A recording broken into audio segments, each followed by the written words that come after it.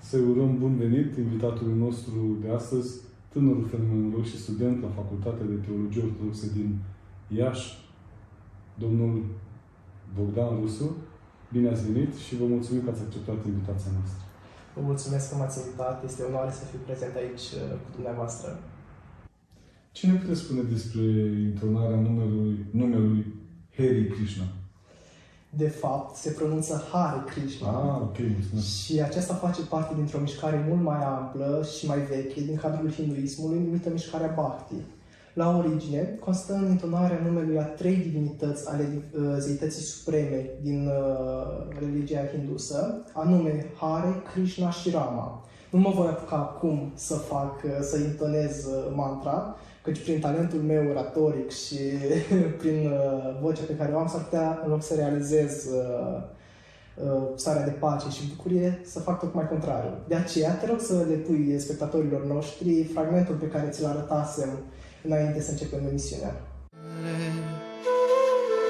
Hare Krishna, Hare Krishna, Krishna Krishna, Hare Hare. Foarte interesante numele astea trei. Mie mi se par parcă niște nume de-astea obișnuite, că sunt doar un pic mai sonore. Ai idei de ce au fost alese numele astea? Pentru a înțelege mai bine, trebuie să menționez că mantra Hare Krishna și mișcarea Bhakti fac parte din cultul zeului Vishnu sau au legătură, mai bine spus, cu acesta. Cultul zeului Vishnu constă în adorarea lui ca zeu suprem și era practicat de unele grupări din cadrul hinduismului de-a lungul istoriei. Ei bine, aceste zeități, Hare, Krishna și Rama, sunt alese datorită vieții lor. Pe de o parte, au fost în legătură cu zeul Vishnu, ca încarnări ale acestuia. Practic, el, de-a lungul istoriei, a venit pentru a salva lumea, s-a încarnat în unele avataruri și de aceea avatarurile acestea sunt, practic, el, zeul însuși. Spre exemplu, Hare este energia divină, este asociată cu această energie divină și cu trezirea spirituală a sufletului. Vishnu este asociat cu dragostea dintre om și divinitate, cu fervoarea spirituală, iar Hare cu dreptatea. Pentru a avea efectul benefic de care spuneai, cum ar trebui practicată această rugăciune? Există vreun fel de ritual sau este doar ceva intim ce poate fi făcut oricând? Ei bine, practica aceasta are două modalități. Fie în intim, găsindu-ți un loc retras în care să practici mantra în liniște de unul singur, fie în comuniune cu ceilalți. Cea de-a doua practică, sub aspect formal, este puțin mai complexă, în sensul că adepții se adună împreună și pur și simplu cântă mantra. Tocmai acest lucru a atras atâta popularitate, deoarece întemeitorul acestea a venit din India în anii 60 în New York. Nu avea niciun ban, nu avea niciun renume acolo, dar ce a făcut? Pur și simplu s-a dus pe stradă și a început să cânte mantra. Iar acest fapt a atras o mulțime de tineri în jurul lui, oameni curioși. Pentru a putea practica, este nevoie să fac parte dintr-o mișcare? Ei bine, în trecut, adepții mișcării Bhakti, din care își trage rădăcinile mantra Hare Krishna, trebuiau să ducă o viață sfântă în acord cu prescripțiile hinduse. Acum însă, căpătând atâta popularitate, trecând de spațiul hindus și fiind aplicată în Occident, poate fi practicată de către oricine. Poți, spre exemplu, să-ți pui pe YouTube, Spotify sau orice altă platformă în timp ce îți faci lucrurile zilnice sau în timp ce scrii ceva, înveți și acest lucru te liniștește. Tocmai adepții mișcării consideră că melodia ce asociază mantra Hare Krishna este de origine transcendentală. Și chiar dacă nu înțelegi, ea te sfințește. Chiar dacă nu crezi neapărat în zeități sau nu înțelegi ceea ce se spune. Spuneai mai devreme niște beneficii, gen că ar purifica chakrele. Poți să-mi dai detaliezi ce înseamnă purificarea asta chakra și ce sunt chakra? Da, sigur. Da, centrele spirituale sunt numite și chakra în concepția indusă. Acestea sunt niște locuri în organismul uman asociate cu unele funcții psihice, fizice sau emoționale chiar. Ei bine, mantra Hare Krishna este specifică chakrei de legătură, cea de la mijloc, dintre centrele superioare și cele inferioare. Practic, intonând-o, adepții consideră că realizează o armonie a întregului univers, între toate puterile fizice, psihice, toate acestea, și ai o mulțime de efecte benefice. De asemenea, încă un lucru important de menționat e faptul că se consideră că intonarea numelui zeității se identifică cu aceasta. Practic, eu când intonez Hare Krishna, însăși zeul Krishna acționează, se identifică cu acest nume. Și de aceea spun ei că apar efectele benefice și această armonie a întregului organism. Acum că ne apropiem de finalul acestei emisiuni, aș vrea să ascultăm cuvintele fondatorului acestei mișcări. They are chanting Hare Krishna. We may not understand what is meaning of Hare Krishna, but still, because it is transcendental sound, it is auspicious. Whenever you chant Hare Krishna, they may hear or they may not hear.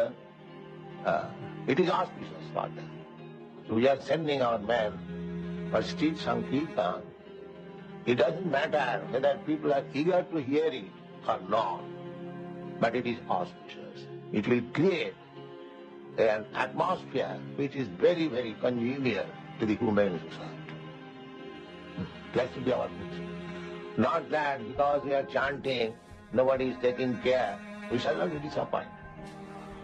However, this Sankirtan movement is so nice that simply by chanting. A fost fain filmulețul. Dacă ar fi să reținem niște lucruri importante, chei pentru mișcarea asta care are loc prin intonarea numelui acesta Hare Krishna, ar fi, mă gândesc așa, ar fi în primul rând că se trage, chiar dacă mișcare mai nouă din practicile hinduse, un al doilea lucru foarte important pentru mine și relevant, văd că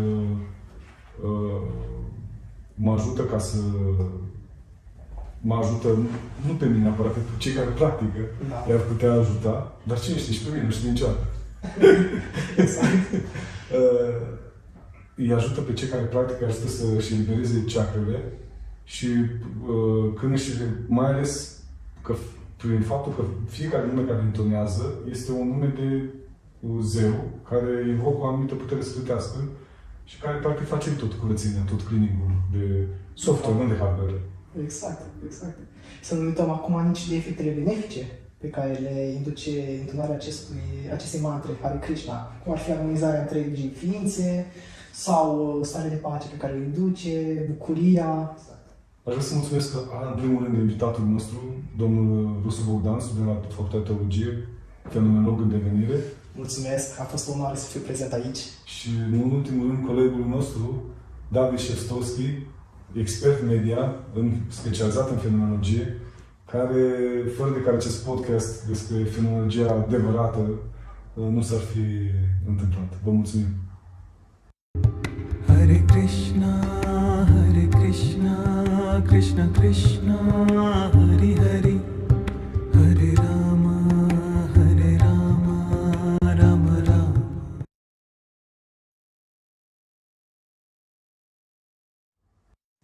Seamănă foarte mult cu rugăciunea lui Iisus. Din ce îmi spui mie, mă gândesc la divinitate, la nume, îl chem divinitatea, mai mult că face divinitate pentru tine. Care sunt asemănările și diferențele?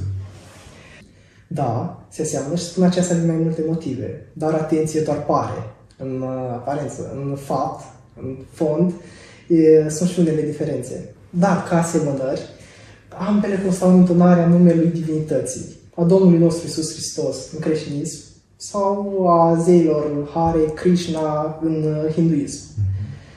O altă asemănare e faptul că ambele purifică mintea și inima, induc o stare de pace, induc sentimente pozitive. Și acest lucru se rezonează cu viața între fiecăruia și au efecte benefice de-a lungul vieții, aș putea spune. Mă gândeam acum că totuși nu mi-e clar care e diferența între cele două. Rugăciunea lui Iisus și această mantră. Cum ați explica bunicii mele de la țară, din Flămând, județul Botoșani? Bun, chestia asta cu bunica de la țară, da. Doar că acum majoritatea tinerilor sunt atrași de concepțiile orientale și acestea noi. Pe când bunica nu prea mai are treabă. Dar am înțeles ideea pe care ați spus-o. Și da, voi încerca să explic cât mai simplu.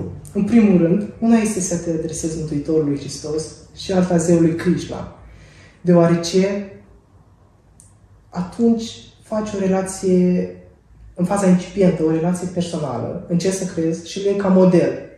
Iar viața pe care a trăit-o, tu ți-o împropriezi și începi și tu să te comporți la fel. De aceea este o diferență între Hristos, ce a propovăduit El, și modelul Hare Krishna. De aceea și rugăciunile și practicile sunt diferite. Apoi, o altă diferență observabilă e faptul că în hinduism se pune accent foarte mult pe dezvoltarea personală, pe o asceză din aceasta, aș putea spune chiar orgolioasă în unele privințe. Iar în creștinism, mereu sentimentul este dublat și de faptă. Adică chiar dacă mie îmi induce în rugăciunea lui Iisus sentimente de pace, bucurie, eu simt nevoia să le aplic și să intru în comuniune cu ceilalți. Pe când în hinduism, la mantra Hare Krishna, nu este acest lucru.